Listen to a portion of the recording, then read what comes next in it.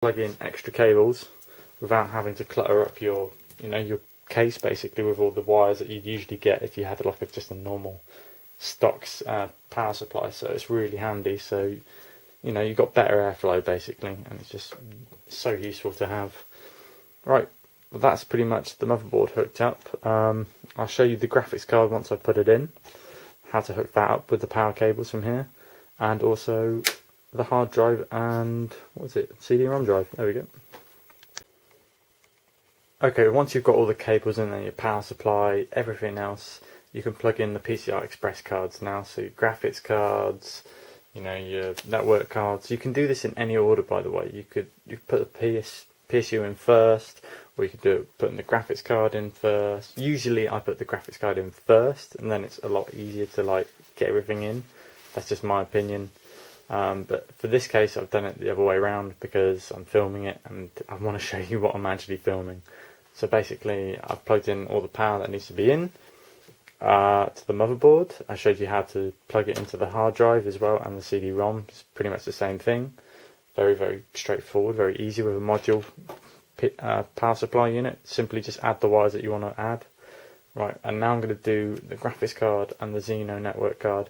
I would put in my Fatality sound card, but I've just got no room, unfortunately, unless it goes in another slot somewhere, which I haven't found yet. But yeah, so this is how you plug in a PCI Express graphics card. Very, very easy. Just pick up the graphics card, Sapphire. Ooh, there you go. Simply line it up with the correct slot. Remember to move the back metal slots that you get in the case here. You simply just bang it into place.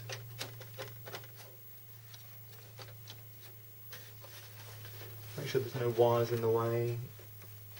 That can be a little bit and make sure it clumps down nicely. And then just do the same for any other cards that you have. This is a slightly smaller PCI Express. I think it's a ×1 or ×2 or something like that. And basically it's at the bottom of the board. So it might be a little bit awkward to show you. I'll zoom in a little bit. I've got a few cables down there. At the end of this I'm going to basically cable tie everything so it's all nice and it's good for air cooling. But I'm not going to put that on video, it would be incredibly boring. I'm sure you're already bored of this video. Okay.